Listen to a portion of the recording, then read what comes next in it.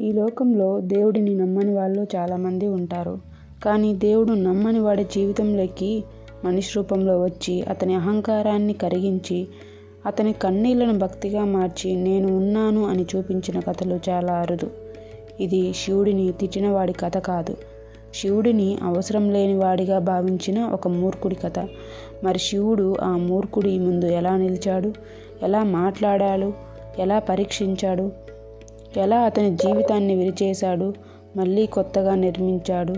ఇది కల్పితం కాదు, మనిషి అహంకారానికి అద్దం పట్టిన శివుని మౌన బోధ. ఇప్పుడు కథ మొదలు పెడదాము. ఆ ఊరిలో అతని పేరు రాఘవ. చదువు ఉంది, డబ్బు ఉంది, తెలివి ఉంది, కానీ హృదయంలో వినయం లేదు. దేవుడు అంటే ఏంటి? మనిషి సృష్టించుకున్న భయం తప్ప ఇంకేమీ కాదు అనేవాడు. ఎవరైనా శివుడి గురించి మాట్లాడితే వాడు నవ్వేవాడు. మీరు రాళ్లకు పాలు పోసుకుంటూ మీ జీవితాలను పాడు చేసుకుంటున్నారు అనేవాడు. అమ్మ రోజు శివుడికి దీపం వెలిగించేది. అతను ఆ దీపాన్ని కూడా అవసరం లేనిదిగా భావించేవాడు. ఒకరోజు అమ్మ అన్నది, నాన్న, నువ్వు నమ్మకపోయినా పర్వాలేదు, కానీ అవమానించకు. దానికి రాఘవ నవ్వాడు. అమ్మ, నీ శివుడు నిజంగా ఉంటే నా జీవితంలోకి వచ్చి చూపించమను. ఆ మాట ఆకాశానికి చేరింది. శివుడు నవ్వాడు. అది కోపంతో వచ్చిన నవ్వు కాదు, కరుణతో వచ్చిన నవ్వు. అప్పటి నుంచి రాఘవ జీవితంలో చిన్న చిన్న మార్పులు మొదలయ్యాయి. బిజినెస్లో నష్టాలు, స్నేహితులతో దూరం పెరిగింది. రాత్రిళ్ళు నిద్ర పట్టేది కాదు. అతనికి ఒక వింత కల రావడం మొదలైంది. ఒక అజ్ఞాత మనిషి సాధారణ వస్త్రాలు ధరించి, నుదిటి మీద చిన్న భస్మరేఖ దిద్దుకొని, కళ్ళలో ప్రశాంతత, ఏమీ మాట్లాడడు, కేవలం చూస్తాడు. ఆ చూపులో భయం లేదు, కానీ ఆ చూపులో ఏదో ప్రశ్న దాగి ఉంది. రాఘవ ఆ కలను పట్టించుకోలేదు. ఒకరోజు అతను ఊరి బయటకు ప్రయాణం చేస్తున్నప్పుడు రహదారి పక్కన ఒక వృద్ధుడు కనిపించాడు. నడవలేని స్థితిలో ఉన్నాడు. ఎవరూ పట్టించుకోలేదు. రాఘవ కూడా ముందుకు వెళ్ళిపోయేవాడు. కానీ ఎందుకో కారు ఆపాడు. ఎక్కడికి వెళ్ళాలి అని అడిగాడు. వృద్ధుడు నవ్వాడు. నువ్వు వెళ్ళేదారికే. ఆ మాట విని రాఘవ ఆశ్చర్యపోయాడు. వృద్ధుడు కారులో కూర్చున్నాడు. అతను ప్రశ్నించాడు, మీరు దేవుడిని నమ్ముతారా?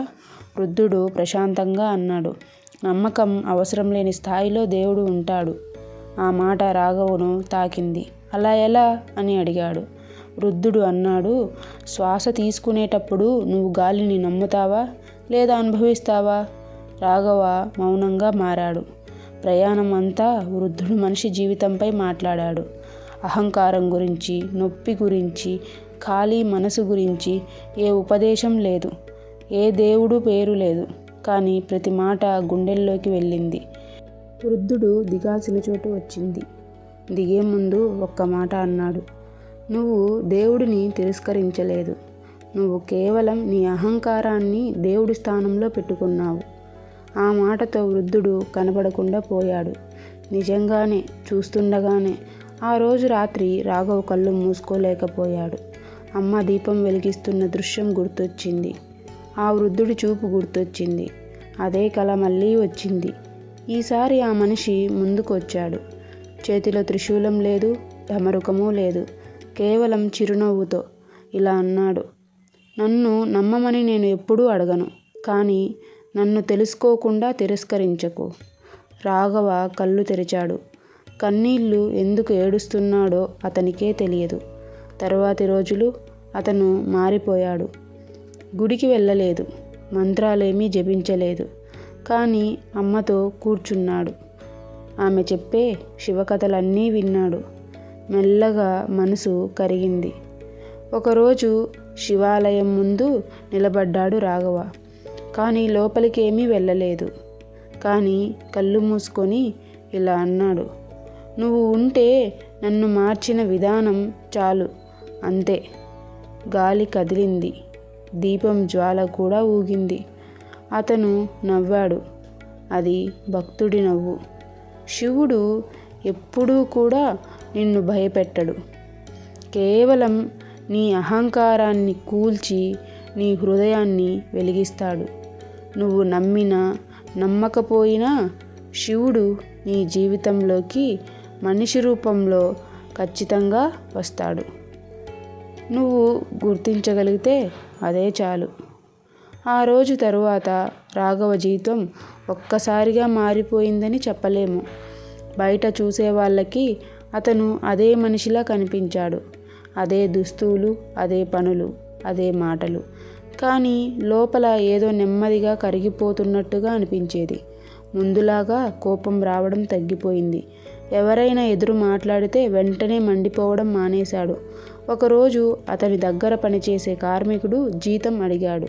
ముందు అయితే ఇప్పుడేం ఇవ్వలేను అని తిప్పేసేవాడు. కానీ ఆ రోజు రాఘవ ఆ మనిషి కళ్ళలోకి చూశాడు. అక్కడ అతనికి తన అమ్మ ముఖమే కనిపించింది. నెమ్మదిగా జేబులో నుంచి డబ్బు తీసి ఇచ్చాడు.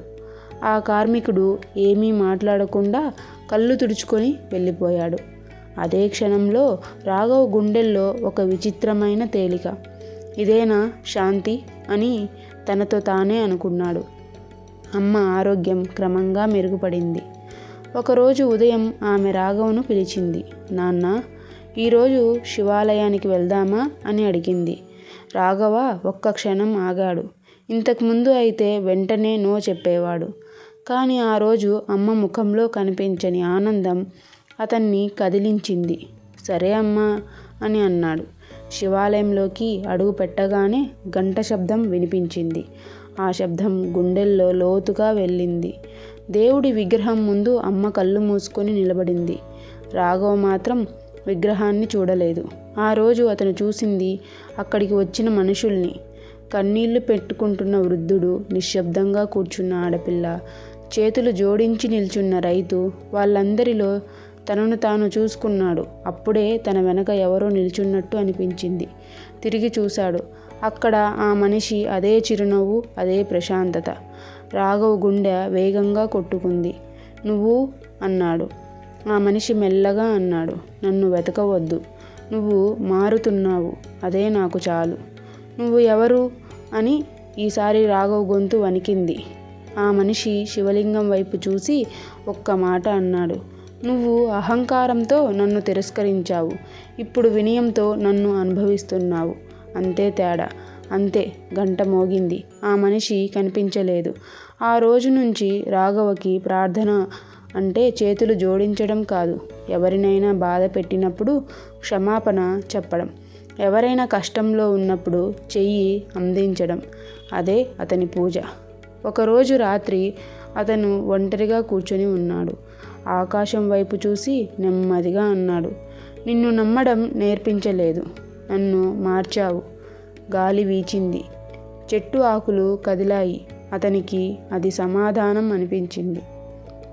అమ్మ దగ్గరకు వెళ్ళి కూర్చున్నాడు.